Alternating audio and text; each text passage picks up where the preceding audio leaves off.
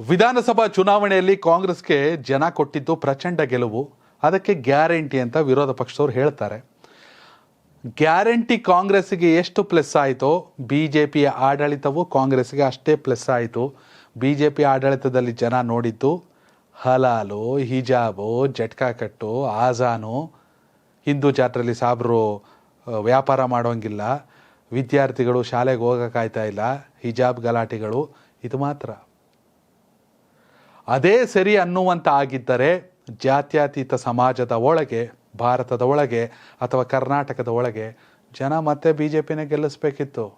Double engine ಸರ್ಕಾರ ಅಂತ ಮೋದಿ ಬಂದರು, ಪ್ರಚಾರವನ್ನು ಮಾಡಿದ್ರು.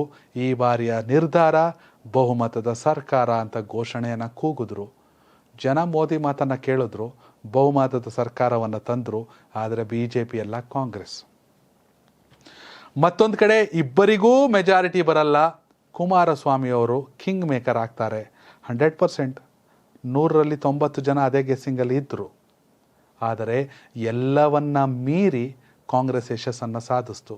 ಹಂಗಂದ್ಮೇಲೆ ಲೋಕಸಭೆಯಲ್ಲಿ ಅವರು ಫುಲ್ಲು ಫ್ಲಾಪ್ ಆಯ್ತಾರೆ ಅಂತ ಒಪ್ಕೊಳ್ಳೋಕ್ಕಾಗುತ್ತಾ ಅನ್ನೋ ಪ್ರಶ್ನೆಗಳು ಕೂಡ ಎದುರಾಗುತ್ತೆ. ಬಿ ಜೆ ಪಿಗರು ನಾವು ಜೆ ಡಿ ಎಸ್ ಜೊತೆಗೆ ಮೈತ್ರಿ ಮಾಡ್ಕೊಂಡಿದ್ದೀವಿ, 28 ಕ್ಷೇತ್ರಕ್ಕೆ 28 ಕ್ಷೇತ್ರವನ್ನು ಗೆಲ್ಲಿಸ್ತೀವಿ ಅಂತ ಹೇಳೋರೆ. ಆದರೆ ಜೆ ಡಿ ಎಸ್ ಅಭ್ಯರ್ಥಿಗಳು ಕಣಕ್ಕಿಳುವ ಕ್ಷೇತ್ರಗಳಲ್ಲಿ ಬಿ ಜೆ ಪಿಗರೇ ಎಷ್ಟರ ಮಟ್ಟಿಗೆ ಸಪೋರ್ಟನ್ನು ಮಾಡ್ತಾರೆ ಗೊತ್ತಿಲ್ಲ.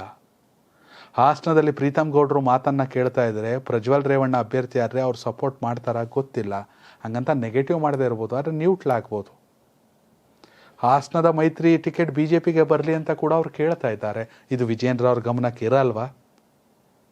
ಅಥವಾ ವಿಜೇಂದ್ರ ಅವ್ರ ಗಮನಕ್ಕಿದ್ದರೂ ಅವ್ರು ಸುಮ್ಮನಿದ್ದಾರೆ ಅಂದರೆ ಏನು ಅರ್ಥ? ಇಂಥ ಎಲ್ಲ ಲೆಕ್ಕಾಚಾರದ ನಡುವೆ ಬಿ ಜೆ ಪಿ ಮತ್ತು ಜೆ ಡಿ ಎಸ್ ಮೈತ್ರಿಯಲ್ಲಿ ಕೂಡ ಗೊಂದಲಗಳಿದೆ. ಅದನ್ನು ಸರಿಪಡಿಸಿಕೊಂಡು ನಾವು ರಿಸಲ್ಟನ್ನು 2 ಅಂಕಿಗೆ ತರಲೇಬೇಕು ಅನ್ನೋ ಸಂಕಲ್ಪವನ್ನು ಕಾಂಗ್ರೆಸ್ ಮಾಡಿದೆ.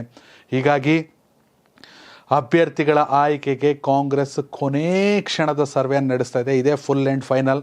ಇನ್ನೊಂದು ಸರ್ವೆ ನಡೆಯುತ್ತೆ, ಸದ್ಯದಲ್ಲೇ ನಡೆಯುತ್ತೆ, ಇನ್ನೊಂದು ವಾರದಲ್ಲಿ ಅದರ ರಿಪೋರ್ಟ್ ಬರುತ್ತೆ. ಅದರ ಆಧಾರದ ಮೇಲೆ ಮೊದಲ ಹಂತದಲ್ಲಿ 10ರಿಂದ 12 ಕ್ಷೇತ್ರಗಳ ಅಭ್ಯರ್ಥಿಗಳ ಪಟ್ಟಿಯನ್ನು ಬಿಡಲೇಬೇಕು. ಅಥವಾ 12 ಕ್ಷೇತ್ರಗಳ ಅಭ್ಯರ್ಥಿಗಳಿಗೆ ನೀವು ಕೆಲಸ ಶುರು ಹಚ್ಕೊಳ್ಳಿ ಅಂತ ಹೇಳಬೇಕು. ಇಲ್ಲಾಂದರೆ ರಿಸಲ್ಟ್ ಮಾಡೋದು ಕಷ್ಟ ಇದೆ.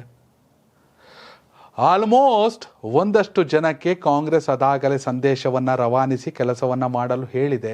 ಆದರೆ ಅದೇ ಪಟ್ಟಿ ಫೈನಲ್ ಆಗುತ್ತಾ? ಹೈಕಮಾಂಡ್ ತೀರ್ಮಾನ ಮಾಡಬೇಕು. ಖರ್ಗೆ ಅವರು, ಸಿದ್ದರಾಮಯ್ಯ ಅವರು, ಹಾಗೆಯೇ ಡಿ ಕೆ ಶಿವಕುಮಾರ್ ಅವರು ಅಂಕಿತವನ್ನು ಹಾಕಬೇಕು. ಅಷ್ಟು ಸುಲಭವಾಗಿ ಅಧಿಕೃತವಾಗುವವರೆಗೂ ಯಾವುದನ್ನು ಹೇಳೋಕ್ಕೆ ಸಾಧ್ಯವಿಲ್ಲ. ಹೀಗಾಗಿ MP ಅಭ್ಯರ್ಥಿ ಶಿಫಾರಸು ಪಟ್ಟಿಗೆ ಸಚಿವರು ಗಡುವನ್ನು ಕೂಡ ಕೇಳಿದ್ದಾರೆ. ಹೀಗಾಗಿ ಅಭ್ಯರ್ಥಿಗಳ ಆಯ್ಕೆಗೆ ಕಾಂಗ್ರೆಸ್ ಮತ್ತೊಂದು ಸುತ್ತಿನ ಸಮೀಕ್ಷೆಗೆ ಮುಂದಾಗಿದೆ. ಇದು KPCC ಮತ್ತು AICC ಮೂಲಗಳಿಂದ ಬರ್ತಿರುವಂಥ ಕೊನೆಯ ಹಂತದ ಕಸರತ್ತಿನ ಮಾಹಿತಿ. ಕಾಂಗ್ರೆಸ್ ಹೇಗಾದರೂ ಮಾಡಿ ಈಗಾಗಲೇ 2-3 ಸರ್ವೆಗಳಾಗಿದೆ ಪಾರ್ಟಿಯಿಂದ. ಡಿ ಕೆ ಶಿವಕುಮಾರ್ ಅವರು, ಸಿದ್ದರಾಮಯ್ಯ ಅವರು ಕೂಡ ಇಂಡಿವಿಜುವಲ್ ಆಗಿ ಸರ್ವೆಗಳನ್ನ ಮಾಡಿಸ್ಕೊಂಡಿದ್ದಾರೆ.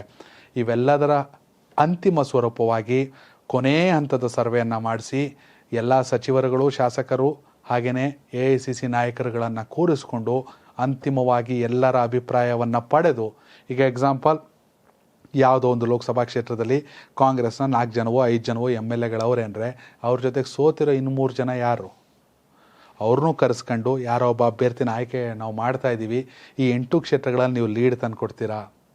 8 ಕ್ಷೇತ್ರದಲ್ಲಿ ನಿಮಗೆ ಮನಸ್ತಾಪ ಇಲ್ವಾ? ಅಥವಾ ಮನಸ್ತಾಪ ಇದ್ದರೆ ಅದನ್ನ ಹೇಗೆ ಸರಿಪಡಿಸ್ಕೋಬೇಕು? ಇವೆಲ್ಲದರ ಕೊನೆಯ ಅಂತಿಮ ಸ್ವರೂಪದ ಮೀಟಿಂಗನ್ನು ಮಾಡಿ ಈ ತಿಂಗಳ ಕೊನೆಯಲ್ಲೇ ಟಿಕೆಟ್ ಬಿಡುಗಡೆಯನ್ನು, ಅಭ್ಯರ್ಥಿಗಳ ಪಟ್ಟಿಯನ್ನು ಬಿಡುಗಡೆ ಮಾಡ್ತೀವಿ ಅನ್ನೋ ಲೆಕ್ಕಾಚಾರದಲ್ಲಿದೆ. ವೀಕ್ಷಕರೇ, ಕಾಂಗ್ರೆಸ್ ಕೊನೆಯ ಹಂತದ ಸರ್ವೆ ಯಾವ್ಯಾವ ಕ್ಷೇತ್ರದಲ್ಲಿ ಯಾರು ಅಭ್ಯರ್ಥಿ ಆದರೆ ಸೂಕ್ತ, ದಯವಿಟ್ಟು ಕಾಮೆಂಟ್ ಮೂಲಕ ತಿಳಿಸಿ. ಧನ್ಯವಾದಗಳು.